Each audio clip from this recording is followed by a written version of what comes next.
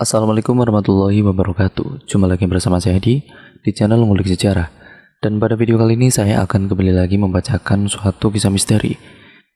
Yang kali ini berjudul tentang kisah karena pinjol, aku melakukan pesugihan jaran penoleh. Cerita kali ini ditulis oleh akun yang bernama Enlaila. Dan ya, kalian juga bisa mengunjungi thread beliau secara langsung ya teman-teman. Yuk, daripada kita lama-lama, daripada kita penasaran bagaimana ceritanya, mari kita langsung saja menuju ke ceritanya. Perhatikan baik-baik karena ceritanya akan segera saya mulai.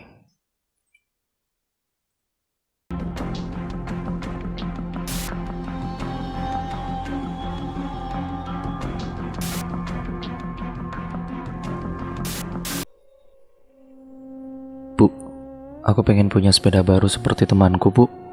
Mereka aja dibelikan sama orang tuanya. Aku nggak punya sendiri, Bu. Selalu diejek sama teman-temanku, ucap Yura. Tuh Mas, dengerin, anak kamu minta sepeda. Apa kamu itu nggak mau cari kerjaan tetap atau gimana? Kasihan dia Mas, mau seperti teman-temannya saja dia tidak bisa, bentak Titin. Namun Manto hanya terdiam saja mendengar bentakan dari istrinya. Pagi itu rumah yang terbuat dari bambu beralaskan tanah. Sudah terdengar gemuruh keributan antara suami dan istrinya. Mas, kamu jangan diam saja seperti itu dong. Kamu cari cara lain kek atau gimana? Ujar Titin. Ya kamu itu sabar dong Tin. Aku juga pusing. Aku juga pengen hidup seperti dulu lagi. Siapa yang mau hidup miskin seperti gini?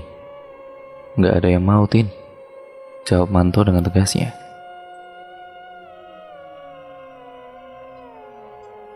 Kalau nggak mau miskin, terus cari kerja yang tetap dong Mas. Jangan serabutan nggak nentu kayak gini. Uang yang dihasilkan pun tidak menentu. Nggak cukup Mas untuk kebutuhan sehari-hari, ucap Titin kemudian. Sedangkan Yura, anaknya hanya bisa terduduk di dalam kamar setelah mendengar pertengkaran kedua orang tuanya. Anak sekecil Yura harus menghadapi persoalan yang rumit seperti itu. Dia masih berusia 8 tahun. Sedangkan adiknya yang laki-laki masih berusia 1 tahun. Saat itu adiknya masih tertidur pulas dan setelah mendengar pertengkaran antara Titin dan Manto, si kecil pun terbangun dan menangis kejar. Dengan segera pertengkaran itu terhenti, Titin kemudian datang menghampiri ke kamar untuk menenangkan anaknya, sedangkan Manto terduduk di kursi sembari menggaruk-garuk kepalanya yang tidak gatal. Pikiran sudah kalang kabut, tidak tahu mau kemana lagi arahnya. Apalagi hari itu, dia belum ada kerjaan sama sekali, ataupun belum ada kerjaan lagi, karena dia bekerja serabutan membantu tetangganya mencarikan rumput.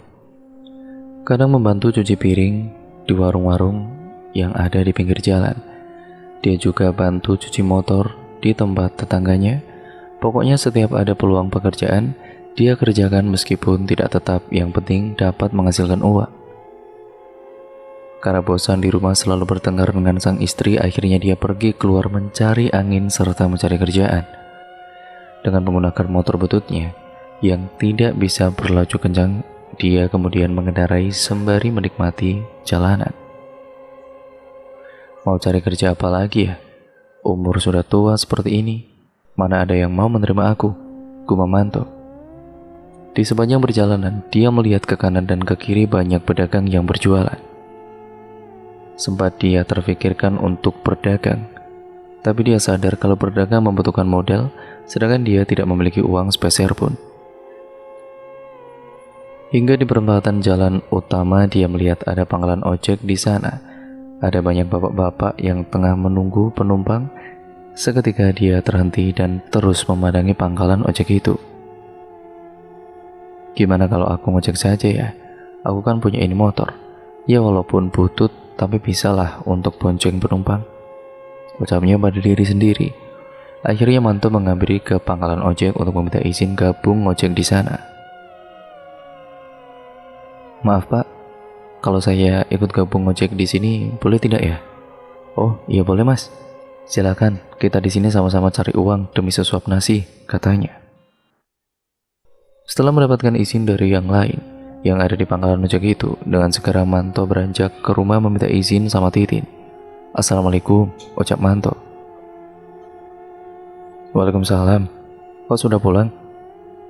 Gimana? Sudah dapat kerjaan belum, Mas? Menurutmu kalau aku ngojek gimana, Tin? Menggunakan motor butut itu?" tanya Manto. "Ya terserah kamu saja, Mas.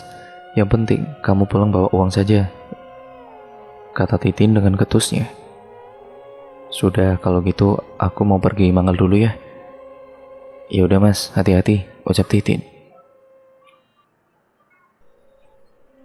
Saat itu juga Manto dengan penuh semangat dia berangkat ke pangkalan untuk menunggu penumpang datang.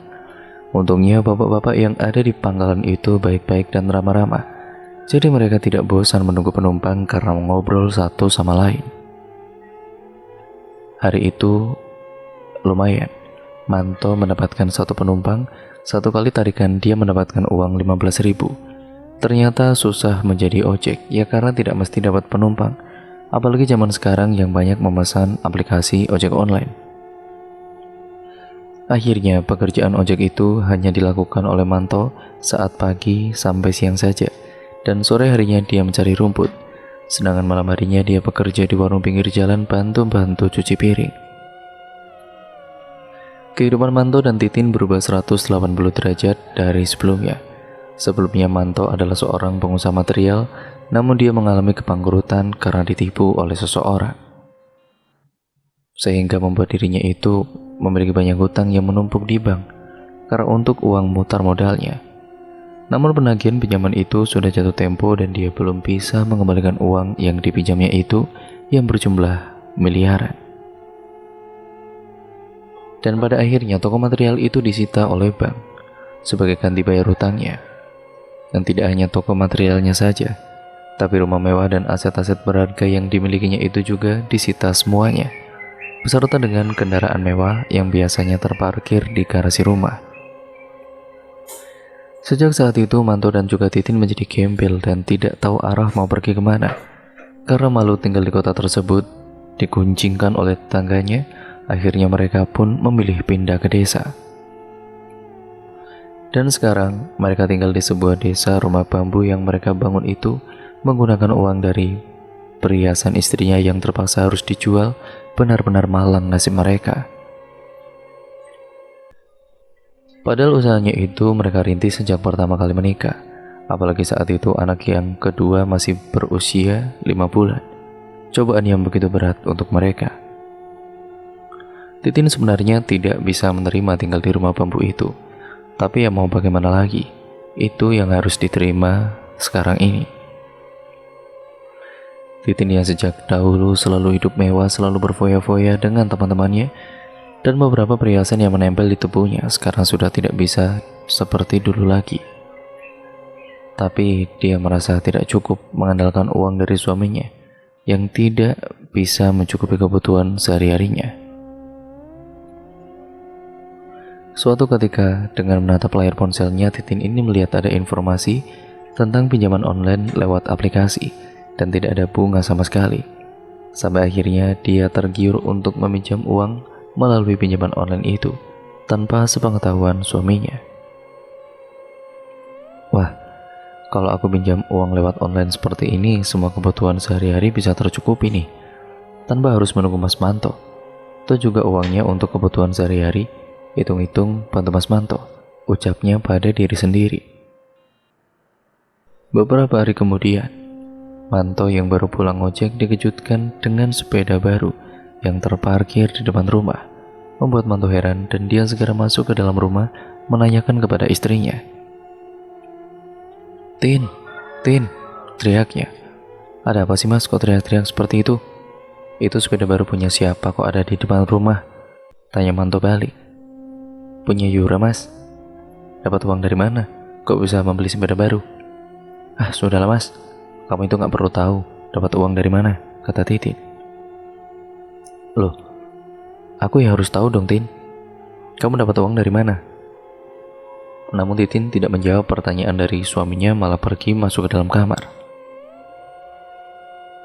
Singkat ceritanya, malam harinya Titin, Manto dan kedua anaknya makan malam bersama yang membuat Manto keheranan. Ya karena makanan malam itu enak-enak, tidak seperti biasanya. Tumben, lauknya enak-enak begini. Ada ayam goreng, sayur sop, ikan. Ucap Manto. Alah, udahlah mas. Makan saja, tidak usah banyak tanya, kata Titin. Tin, tolong kamu jujur. Kamu dapat uang dari mana? Kok bisa membeli semuanya ini? Karena kalau dari uang yang aku berikan itu, pasti tidak akan cukup. Tadi siang aku dapat transferan dari ibu mas. Ucapnya berbohong. Dari ibu? Tin, aku kan sudah bilang, jangan pernah minta bantuan sama ibu kamu. Aku merasa tidak bertanggung jawab sama keluarga kalau seperti itu, ujarnya. Sudahlah mas, gak apa-apa, ibu ngertiin kok. Dia juga kan ingin cucunya itu bisa punya sepeda baru seperti teman-temannya. Seketika Manto terdiam dan terlihat lesu, tidak bersemangat sama sekali, karena merasa tidak bisa membahagiakan keluarga kecilnya. Karena ketagihan meminjam uang lewat pinjaman online, Titin ini jadi kelewatan. Dia meminjam uang lewat aplikasi pinjol yang lain tanpa sepengetahuan Manto. Uang yang dipinjam oleh Titin itu tidak hanya untuk kebutuhan sehari-hari, tapi dia gunakan untuk berfoya-foya membeli baju baru dan juga emas. Dia tidak sadar kalau kehidupannya sudah tidak seperti dulu lagi, tanpa memikirkan ke depannya itu bagaimana. Namun, itu semua membuat dirinya menjadi lebih bahagia. Sedangkan Manto masih tetap kerja ngojek, kadang bantu cuci motor. Siang hari saat Manto sedang bantu cuci motor di pinggir jalan, tiba-tiba saja dia melihat istrinya itu membawa banyak sekali belanjaan yang dibawanya. Saat itu Titin baru saja turun dari angkutan. Sembari kesusahan menggendong anak yang laki-laki, dengan senyum sumringah, dia berjalan berlenggak-lenggok menuju rumah. Manto yang melihat hanya bisa bergeleng-geleng kepala saja. Sesampainya di rumah, Manto langsung mencecar berbagai pertanyaan kepada Titin. Tin, kamu itu jujur, kamu dapat uang dari mana lagi? Kok bisa beli barang-barang baru seperti itu? Tanya Manto dengan geram. Apa sih mas? Apa kamu dapat uang dari ibu kamu lagi? Tanya Manto. Kalau iya, emangnya kenapa? Jawab Titin berbohong lagi. Pokoknya jangan pernah kamu minta uang sama ibu kamu lagi. Di mana harga diri aku, Tin? Kalau kamu seperti itu terus, tolong mengertilah. Kamu tenang aja, Mas. Jawab Tinti dengan singkat. Tin, kamu sadar dong, kehidupan kita itu sudah tidak seperti dulu lagi, yang serba hidup mewah dan kecukupan. Sekarang itu, kita hidupnya susah. Jadi jangan foya-foya beli barang-barang mewah seperti itu, ujar Manto. Kamu itu emang gak pernah bahagiain aku, Mas. Aku juga ingin bahagia, Mas. Ya kamu sadar dong, Tin, dan juga sabar. Aku juga sedang berusaha. Usaha apa, Mas? Kerja kamu juga serabutan. Uang yang aku dapat itu juga untuk kebutuhan kamu sehari-hari, kan? Karena tidak mau memperpanjang pertengkaran, akhirnya Manto ini diam saja, tidak membalas ucapan istrinya itu. Setiap hari sekarang keluarganya Manto selalu makan enak, membuat Manto semakin curiga, tapi dia hanya bisa diam saja karena dia tahu kalau akan menanyakan hal yang sama, pasti akan terjadi pertengkaran yang ujung-ujungnya akan menyalahkan dia. Karena di aplikasi pinjaman online sebelumnya itu sudah banyak hutangnya, dia meminjam uang ke aplikasi pinjaman online yang lain. Dia tahu aplikasi pinjaman online itu dari informasi akun media sosial. Yang tidak tanggung-tanggung, dia meminjam uang hingga jutaan tanpa Manto tahu keseharian Titin selalu berfoya-foya dengan uang pinjamannya itu. Dan untuk kebutuhan sehari-hari, makan serba enak. Manto hanya geleng-geleng kepala dengan apa yang dilakukan oleh Titin sekarang ini. Setiap hari di depan teras rumahnya, Manto sering sekali melamun memikirkan hidup dia yang dulu dan sekarang sembari menikmati kopi tawar tanpa gula dan singkong rebus di sore hari. Beberapa saat kemudian terlihat Titin baru saja pulang entah dari mana. Assalamualaikum. Waalaikumsalam. Dari mana kamu, Tin? Itu anak-anak kok ditinggal sendirian di rumah? Beli lauk mas, jawabnya. Lalu dia beranjak masuk meninggalkan Manto yang terduduk di depan teras. Uang pinjaman online yang dia pinjam itu selalu saja habis dalam sekejap, karena sudah ketagihan dengan pinjaman online itu. Akhirnya dia meminjam uang lagi dan lagi di pinjaman online lewat aplikasi yang lain. Dia tidak memikirkan kalau hutangnya itu semakin menumpuk di beberapa aplikasi pinjaman online. Dia tidak takut jika nanti sudah jatuh tempo penagihannya, dan juga siapa nanti yang akan membayar hutang-hutangnya itu. Suatu ketika dia pergi ke warung untuk membeli sembako di tetangganya. "Bu, beli beras sama telur dan mie ya bu, minyaknya juga sekalian." "Tumben banget, Bu Titin beli banyak sekali. Mau ngutang gak nih?"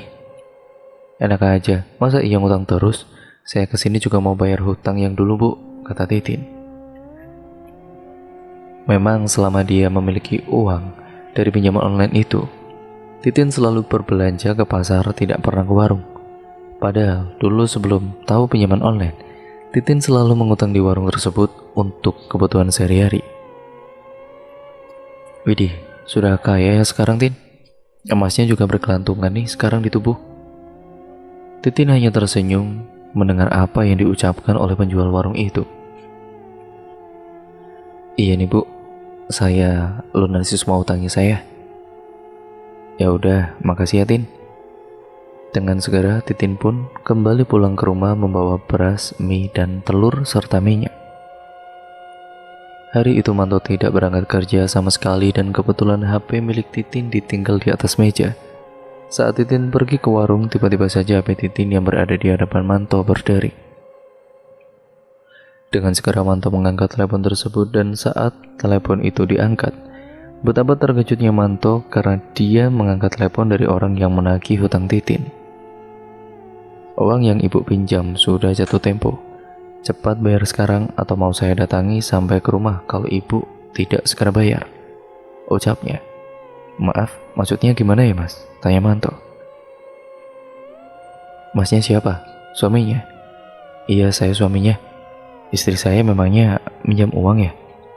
Titin itu sudah meminjam uang sangat banyak sekali, melewati aplikasi pinjaman uang, dan belum dia bayar, ucapnya.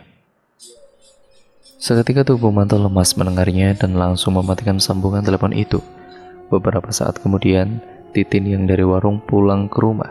Titin takut melihat wajah Manto yang terlihat murka dan juga marah. "Kamu kenapa mas? Jelasin semuanya Tin.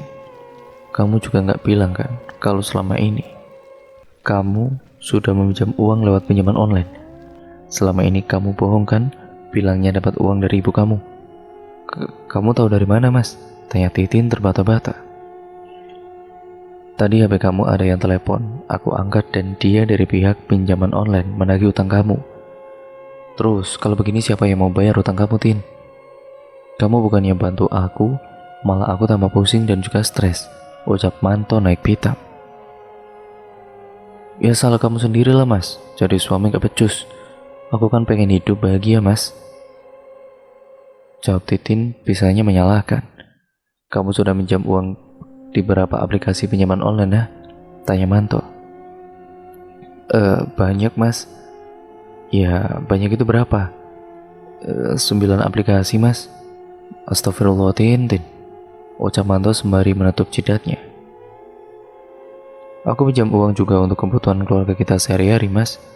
Kalau aku nggak pinjam uang, kita nggak akan pernah bisa makan seperti sekarang," ujar Titin, dan tiba-tiba saja pertengkaran mereka terhenti ketika mendengar ada ketukan pintu dari depan. "Permisi," ucapnya. Dengan segera Manto dan juga Titin ini pun beranjak keluar dan menemui tamu itu. "Apa benar ini dengan kediamannya Bu Titin?" "Iya benar, saya sendiri. Ada apa ya pak?" "Ibu sudah jatuh tempo pinjaman uang dan sekarang harus bayar utang itu." "Maaf pak, saya belum ada uang pak.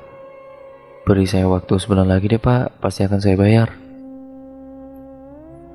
"Baik kalau begitu akan saya beri keringanan.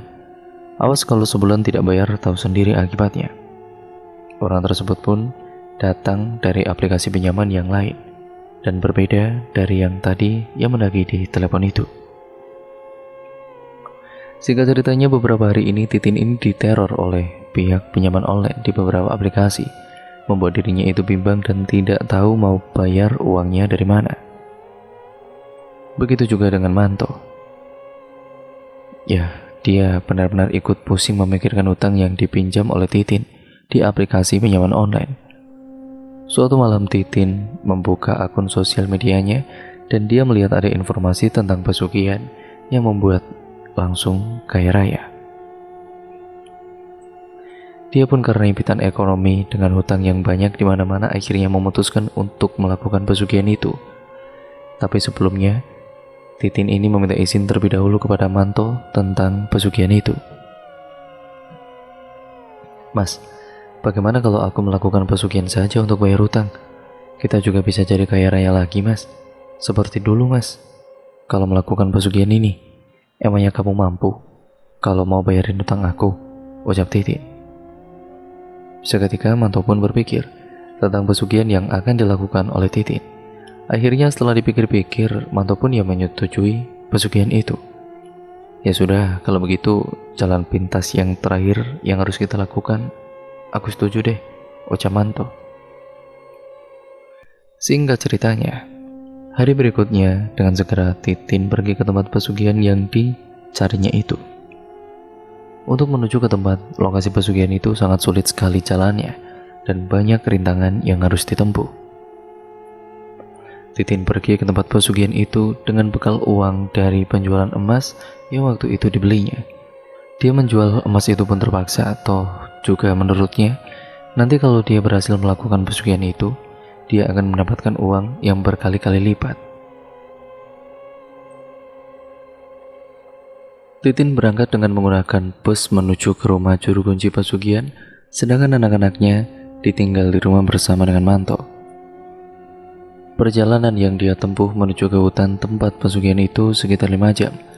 Beberapa jam kemudian akhirnya dia sampai juga di hutan pesugihan itu.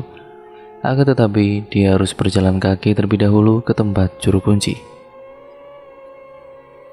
Dia berjalan kaki melewati jalan setapak di tengah hutan sendirian, yang terdengar banyak sekali suara binatang di dalam hutan saling bersahutan. Ada juga suara jangkrik, suara katak, dan suara burung-burung yang berkicau berterbangan di atas langit. Di tengah-tengah perjalanan, betapa terkejutnya dia melihat di atas tanah yang akan dia lewati itu, ada beberapa ekor kalajengking yang mematikan. Titin pun merinding ketakutan. Bukan hanya satu ekor saja, tapi ada sekitar 10 ekor kalajengking, membuat dia kebingungan harus lewat bagaimana. Hingga akhirnya dia berjalan perlahan-lahan melewati jalan yang lebih bersemak-semak di kanannya. Sembari melompat-lompat, dia pun melanjutkan kembali perjalanannya menuju ke rumah juru kunci. Perjalanan yang harus dia tempuh sekitar 1 jam berjalan kaki. Tanpa menyerah, dia terus berjalan dan sesekali beristirahat minum dengan bekal yang dibawanya. Dia tidak menyerah karena dia ingin segera cepat mendapatkan banyak uang dan merubah hidupnya. Setelah beberapa saat beristirahat, Titin kembali melanjutkan perjalanannya hingga akhirnya dia sampai juga di tempat rumah yang dituju. Terlihat sebuah rumah reot yang terbuat dari bambu berada sendirian di dalam hutan. Dengan segera, Titin pun menyambangi rumah itu sesuai dengan alamat yang dia dapat di informasi sosial medianya. "Permisi," ucap Titin. Beberapa saat kemudian pintu rumah bambu tersebut pun dibuka oleh pemiliknya. Suara pintu dibuka dan ada pintu yang terbuka karena dukun itu ternyata sang juru kunci. "Ada apa kamu datang sini?" tanya Mbak Suryo. "Saya ada keperluan, Mbah." "Ya, keperluan yang sangat penting. Kalau begitu silakan masuk." Setelah dia masuk ke dalam rumahnya Mbak Suryo, Titin ini langsung menjelaskan semua maksud kedatangannya datang ke rumah juru kunci pesugihan itu.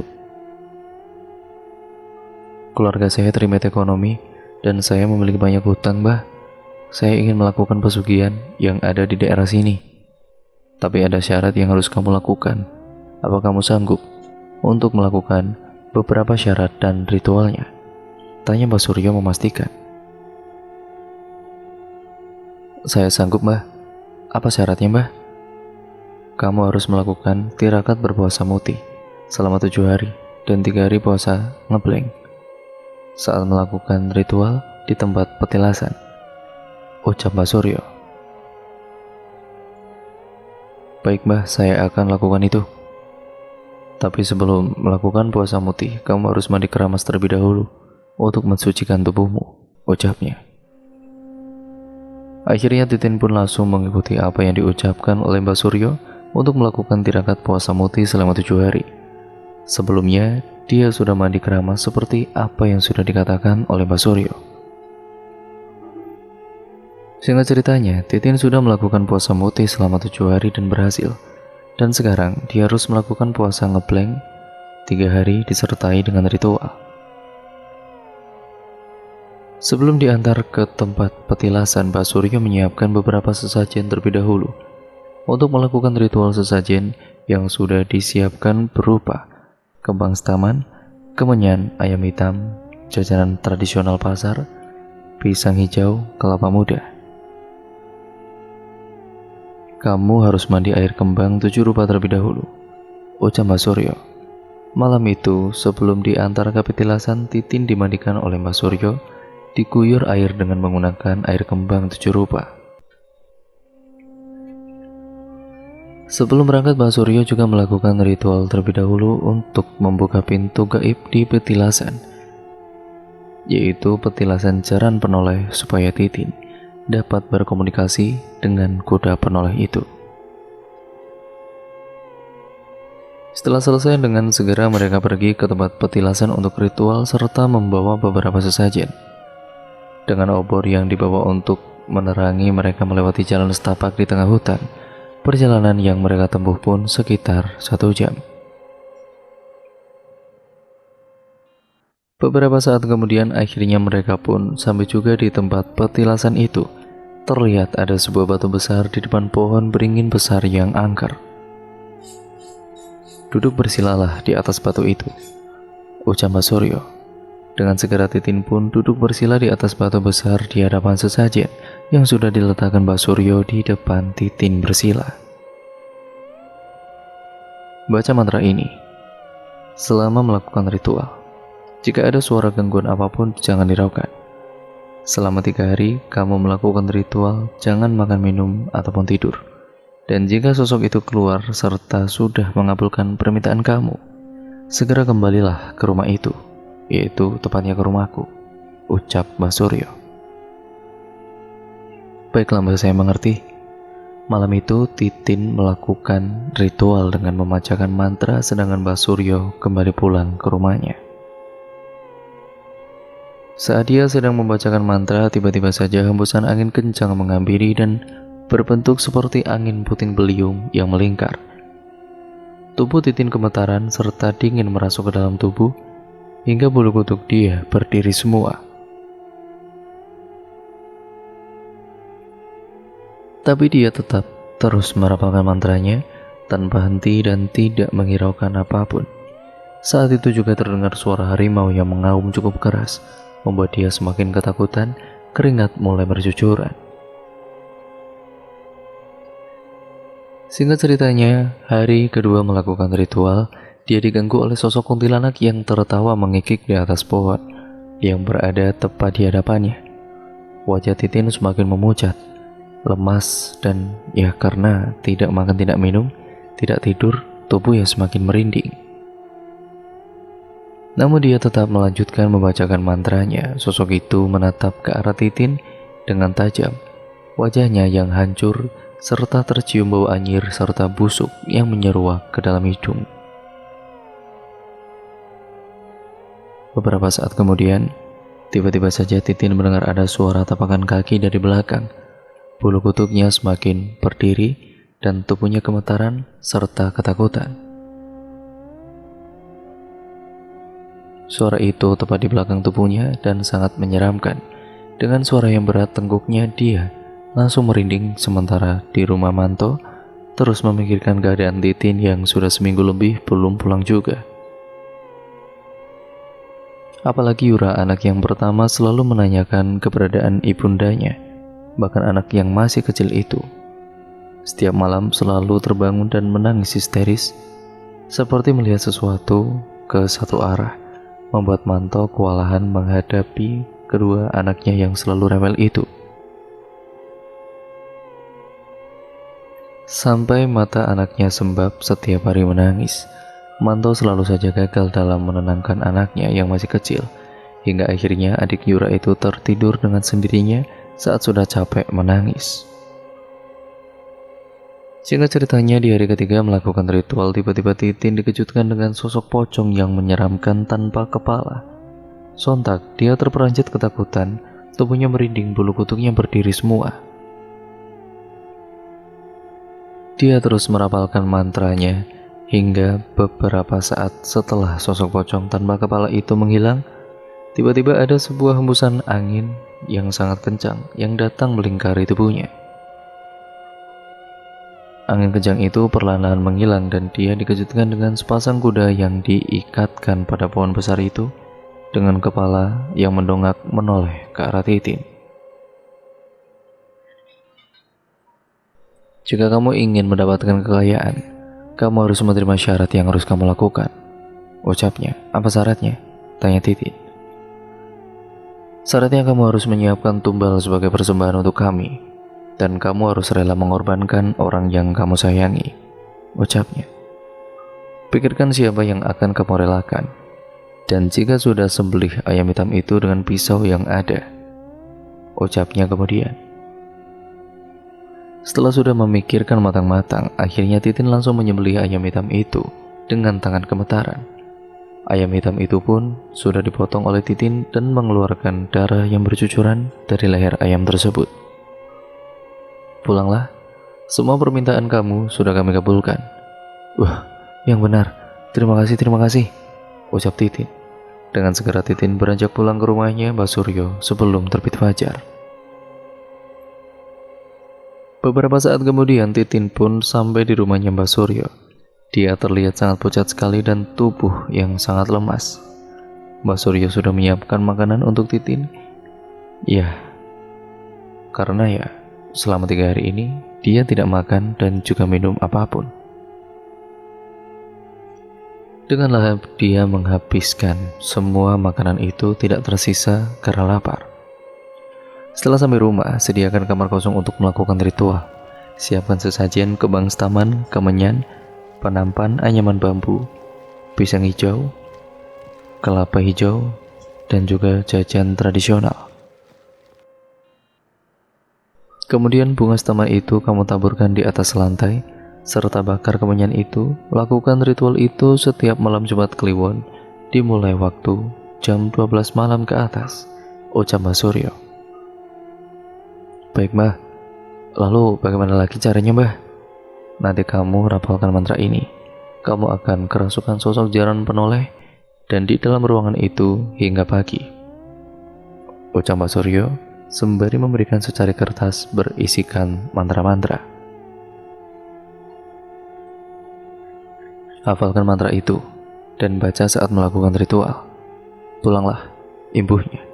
Terima kasih ya Mbah, terima kasih banyak Mbah. Kalau begitu saya pamit pulang dulu ya Mbah, ujar Titin. Singkat ceritanya Titin pun sampai di rumah.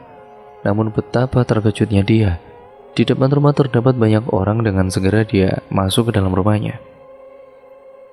Manto dan Yura terlihat menangis terseduh-seduh melihat jenazah anak bungsunya. Tidak kuasa menahan air mata, Titin pun akhirnya menangis pecah di situ. Dia membuka penutup jenazah anaknya tersebut. Dan saat dibuka, betapa terkejutnya wajah anaknya sangat aneh.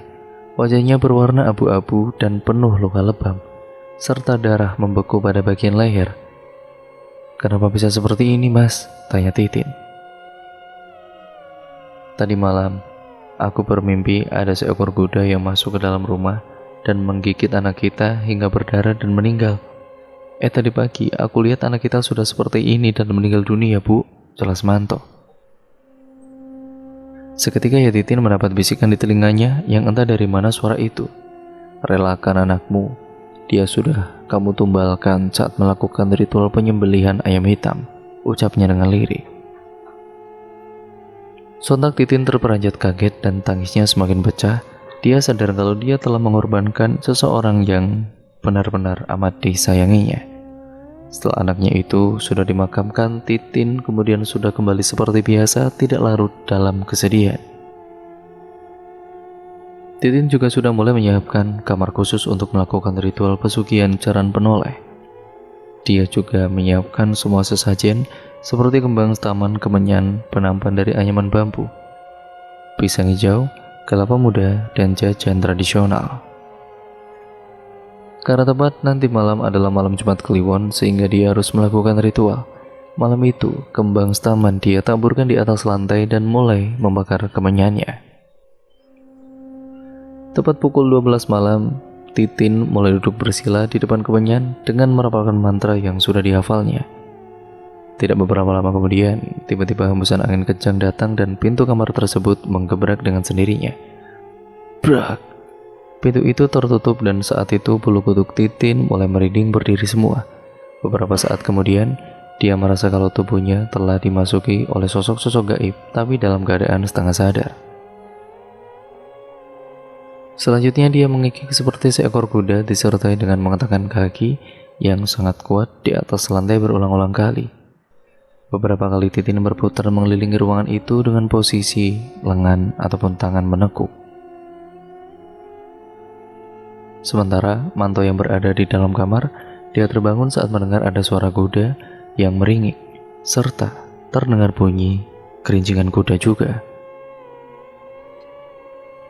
Saat dia melihat ke samping, ternyata Titin tidak tidur di sampingnya. Bulu kuduknya seketika merinding ketika mencium bau kemenyan dan kembang-kembangan.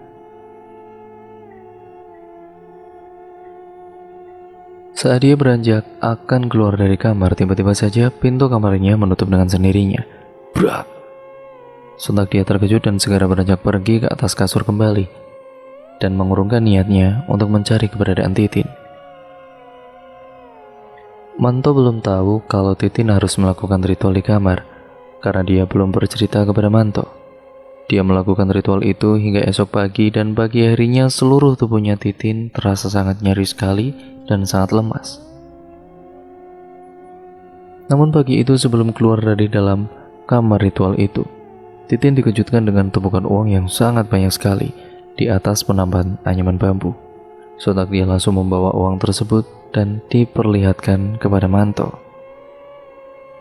Mas, lihat mas, kita kaya raya mas. Kamu dapat uang dari mana Tin sebanyak itu? Ini kan uang hasil dari melakukan ritual pesugihan aku mas, ucap Titin terus terang. Jadi semalam bau kemenyan itu kamu yang melakukan ritual itu Tin? Iya mas.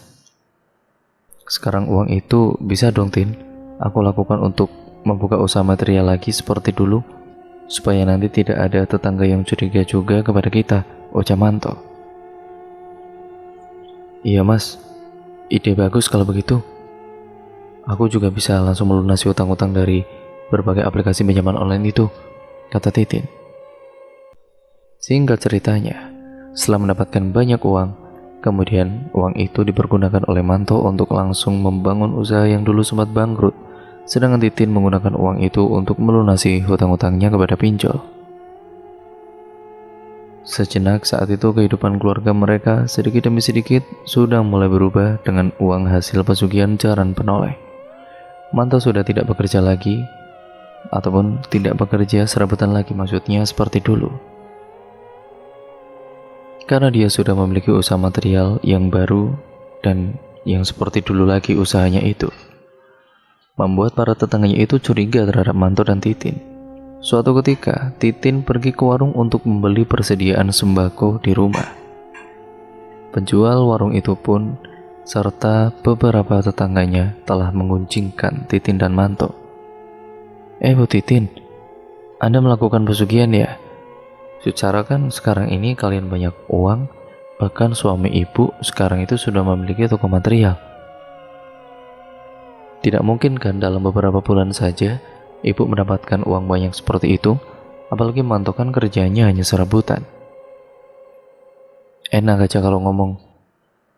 Kalau ngomong itu ya dijaga, Bu. Saya dan suami saya itu dapat warisan dari kedua orang tua saya, dan uang itu untuk membuka toko, jawab Titin kesal. Oh gitu, masa sih, jawab tetangganya. Lagian, apa urusan ibu-ibu semua? Kalian iri sama saya. Dengan segera Titin beranjak pergi dari warung itu dengan berjalan tergopoh-gopoh. Ya meskipun banyak gunjingan dari para tetangganya, tapi dia tidak memperdulikan hal itu, karena baginya, sekarang dia bisa mendapatkan uang yang sangat banyak sekali.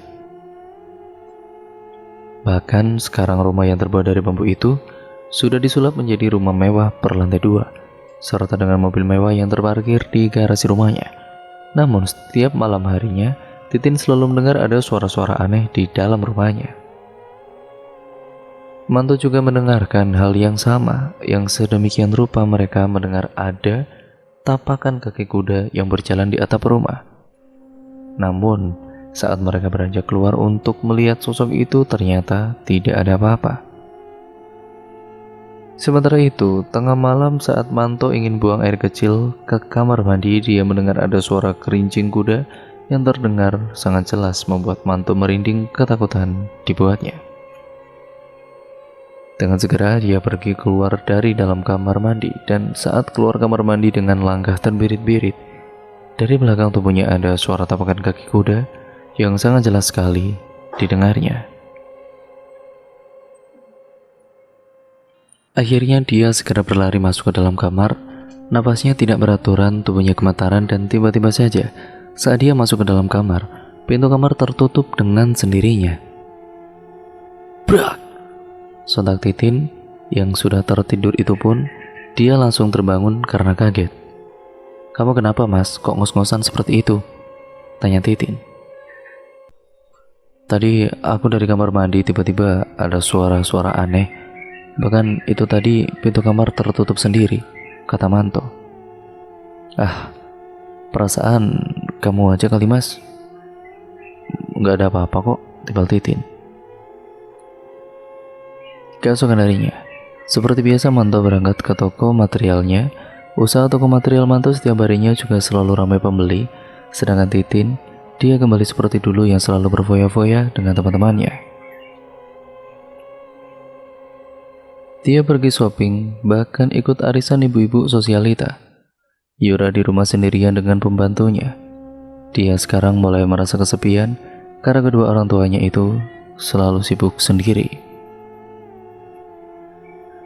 Singkat ceritanya, seperti biasanya tepat pada malam Jumat Kliwon, Titin melakukan ritual dan dia juga sudah menyiapkan semua sesajen di dalam kamar khusus itu.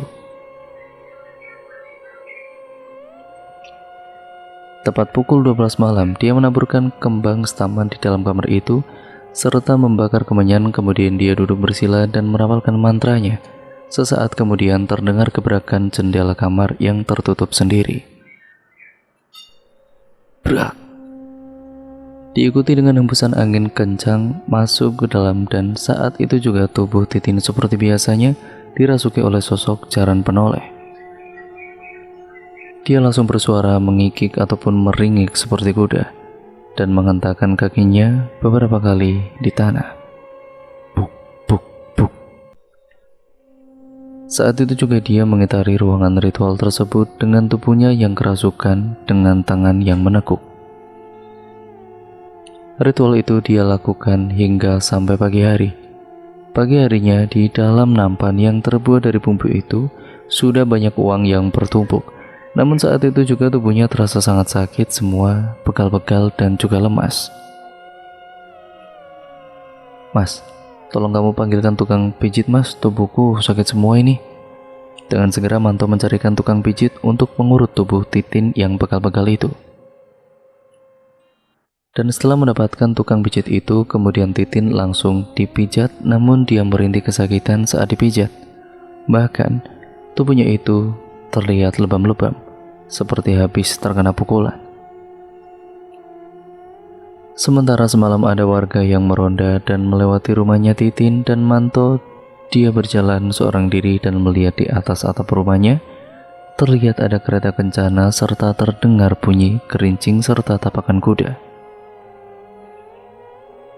Kebetulan Rizal memiliki indera keenam dan dapat melihat sosok yang tidak kasat mata.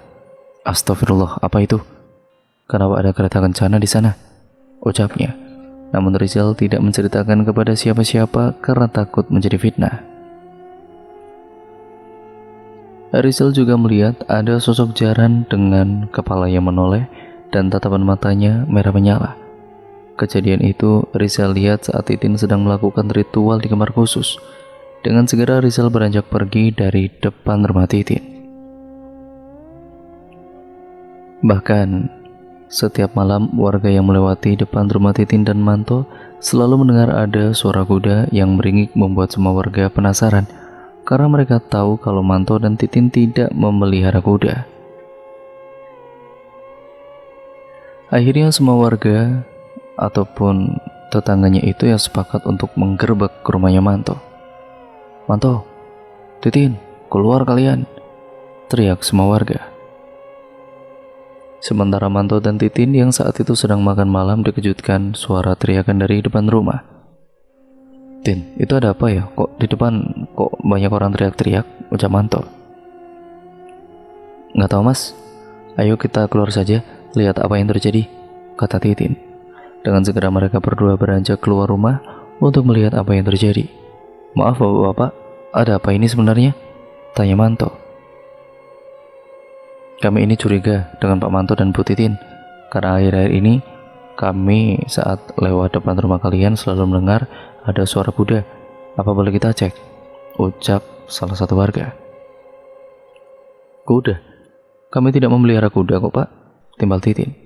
Namun dengan terpaksa semua warga melihat ke belakang rumah mereka untuk memastikan. Saat mereka semua cek, ya memang Manto dan Titin tidak memelihara kuda. "Saya yakin kalian tidak beres, karena waktu itu saya ngeronda lewat malam-malam, di atap rumah kalian ada kereta kudanya," ucap Rizal. "Apa sih maksudnya? Kalau tidak ada bukti apa-apa tidak usah memfitnah. Lagian apa urusannya kalian dengan semua ini?" ucap Titin dengan geram. Setelah mendengar apa yang dikatakan oleh Titin, semua warga itu bubar dan pergi dari rumah Manto dan Titin. Kemudian mereka berdua kembali masuk ke dalam rumah dan kembali makan malam. Singkat ceritanya, Titin masih tetap melakukan ritualnya demi mendapatkan uang yang lebih berlimpah.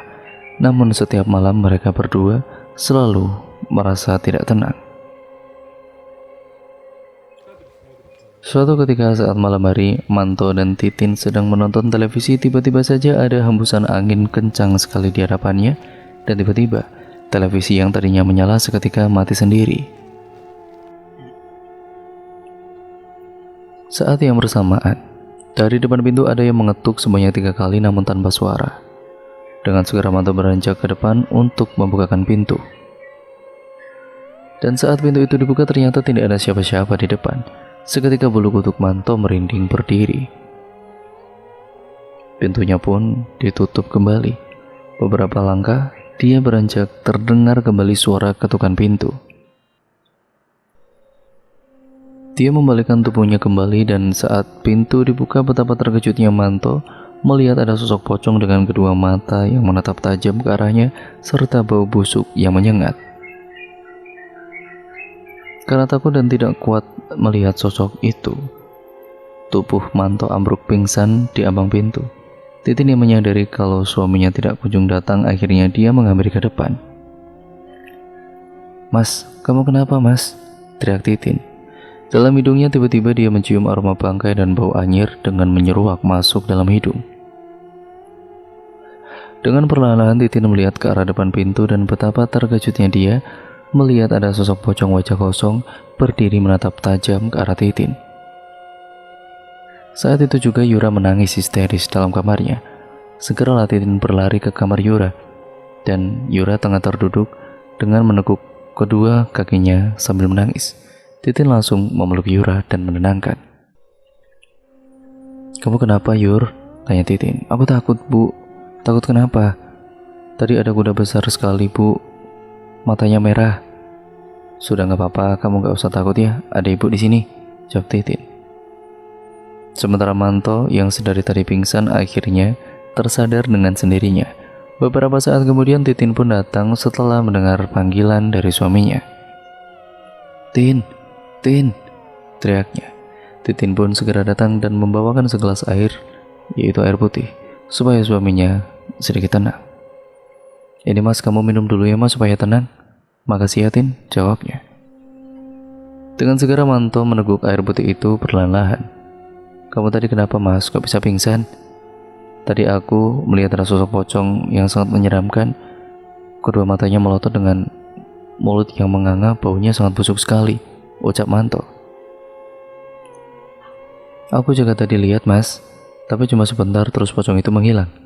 Tadi juga Yura nangis katanya melihat sosok kuda di dalam kamar, matanya merah menyala," ucap Titin.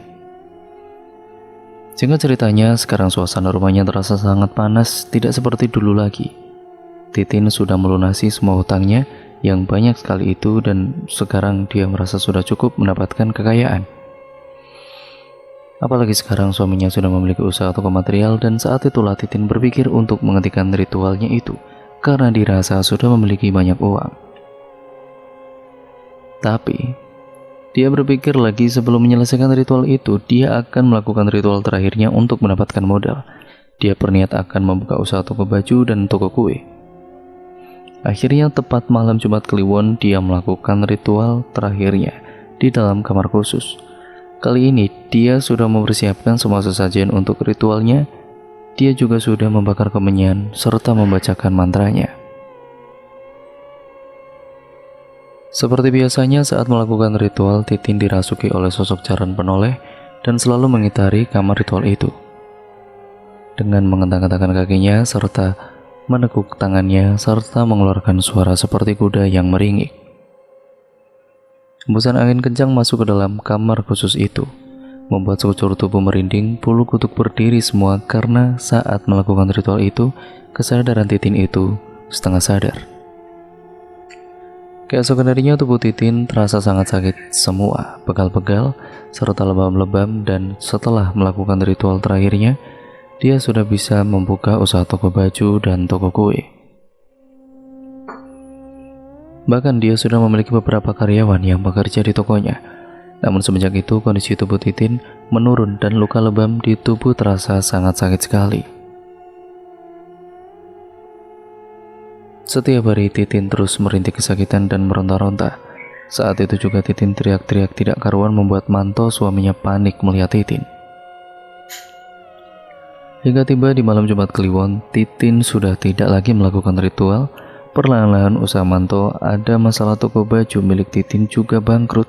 Dan sakit yang diterita Titin ini semakin bertambah parah. Dia juga hanya bisa terbaring saja di atas kasur. Tubuhnya lumpuh total, tubuhnya semakin kurus. Suatu hari tiba-tiba tubuh Titin kejang-kejang dengan kedua mata yang melotot dan anehnya, mulut menganga, serta sesekali mengeluarkan suara ringikan kuda. Manto benar-benar menangis melihat kondisi istrinya itu, hingga akhirnya ajal telah menjemputnya. Namun saat itu Titin masih dapat melihat jasadnya sendiri, dia juga menangis histeris. Dan dari telinganya itu dia mendengar bisikan yang lirih. "Sudah waktunya kamu ikut denganku," ucapnya. Saat itu juga Titin mengembuskan napas terakhirnya. Namun anehnya jasad Titin ini kepalanya menoleh ke belakang, serta mendangak ke atas, bahkan kedua mata yang melotot serta kaki yang menekuk layaknya binatang. Kematian Titin menggemparkan seluruh warga sekitar. Ketika mendengar siaran dari masjid dan musola, semua segera datang ke rumah Manto untuk melayat. Semua warga selalu bergunjing karena jasad Titin itu matinya sangat aneh. Hingga petua kampung yang termasuk orang pintar menerawang apa yang sebenarnya terjadi. "Pak Manto, tolong jujur saja kepada kita semua. Apa yang sebenarnya terjadi dengan Bu Titin? Karena saya rasa Pak Manto tahu ini semuanya," ucap Pak Bani. "Iya Pak, semasa hidupnya istri saya sudah melakukan pesugihan jaran penoleh dan saya menyesal sudah menyetujuinya Pak," ucap Manto sembari menangis. "Astagfirullahaladzim," ucap Pak Bani. Saya mohon Pak sama Pak Manto setelah ini untuk bertobat dan tinggalkan rumah ini serta uang yang didapat dari pesugihan itu lebih baik disumbangkan saja kepada panti asuhan atau orang yang kesusahan dan kembali ke jalan yang benar lah, ucap Pak Bani.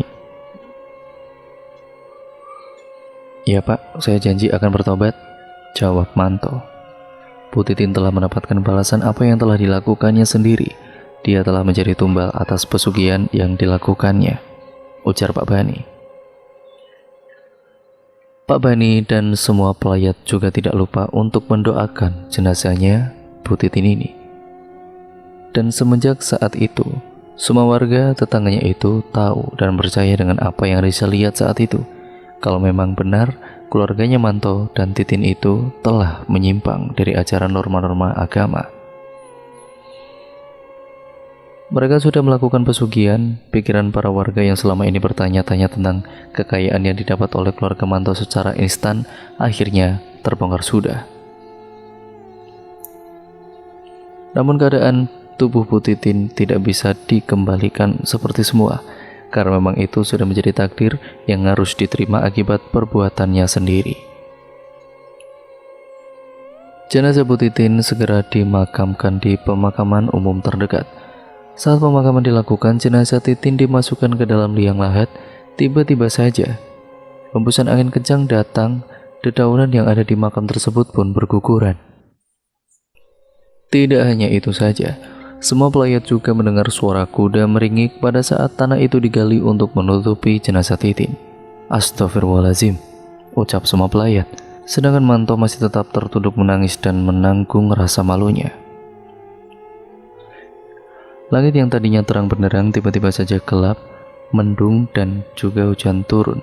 Semua pelayat pulang meninggalkan pemakaman Bu Titin, namun Manto masih tetap menunggu hingga pemakaman itu selesai bersama dengan Pak Bani.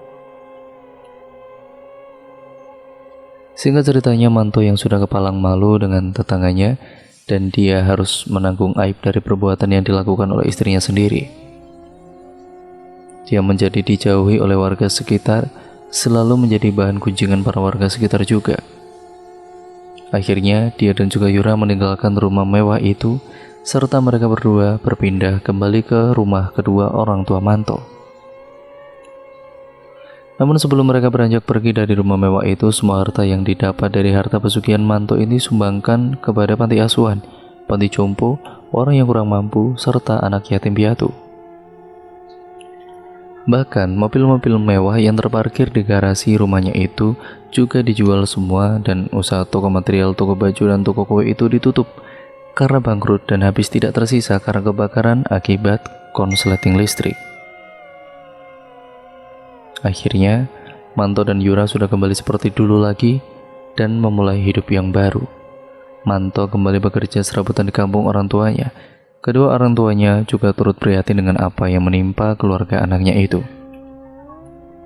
Dia juga sudah kembali ke jalan yang benar dan selalu taat dalam beribadah, serta Manto sudah bertobat nasuha. Dia diajarkan pertaubatan oleh seorang guru yang ada di kampung ibunya. Manto sudah mengikhlaskan semua yang sudah terjadi, mulai dari kehilangan anak yang bungsu itu karena dijadikan ia tumbal, persembahan, dan istrinya sendiri yang meninggal karena telah melakukan pesugihan yang diperbuatnya itu. Sedangkan rumah mewah itu sekarang menjadi terbengkalai dan setiap malam warga yang lewat depan rumah tersebut selalu mendengar ada suara kuda meringik. Serta beberapa warga juga mendengar ada suara kereta kencana dengan suara kerincing. Sekarang rumah itu menjadi terbengkalai dan angker, serta tumbuhan yang menjalar, serta tembok yang menjadi rapuh juga. Semoga kita selalu dalam lindungan Allah SWT dan tidak terjerumus ke dalam hal-hal yang demikian, karena perbuatan itu merupakan perbuatan yang sangat dibenci oleh Allah SWT. Carilah rezeki dengan cara yang halal, biarpun sedikit, yang penting halal. Syukuri rezeki yang kita dapat, pertebal iman kita, dekatkan diri kita kepada Allah SWT. Pikirkan resiko dari perbuatan yang akan dilakukan. Jangan asal tergiur harta berlimpah. Semua perbuatan yang bersekutu dengan jin itu pasti akan ada balasan dan berakhir menyakitkan serta menderita di dunia setelahnya. Dan akhirnya cerita pun selesai ya teman-teman. Terima kasih untuk kalian semua yang sudah menyimak video kali ini dan cerita kali ini. Semoga cerita kali ini membawa banyak manfaat untuk kita pendengar ataupun pembaca ataupun saya sendiri. Jangan lupa untuk kalian like, komen, dan share video kali ini sebanyak-banyaknya. Dan jangan lupa pula untuk subscribe untuk kalian yang belum. Nyalakan tombol lonceng notifikasinya agar kalian tidak ketinggalan video terbaru selanjutnya dari channel ini. Sekian dan terima kasih ya teman-teman. Kurang lebihnya mohon maaf. Wassalamualaikum warahmatullahi wabarakatuh.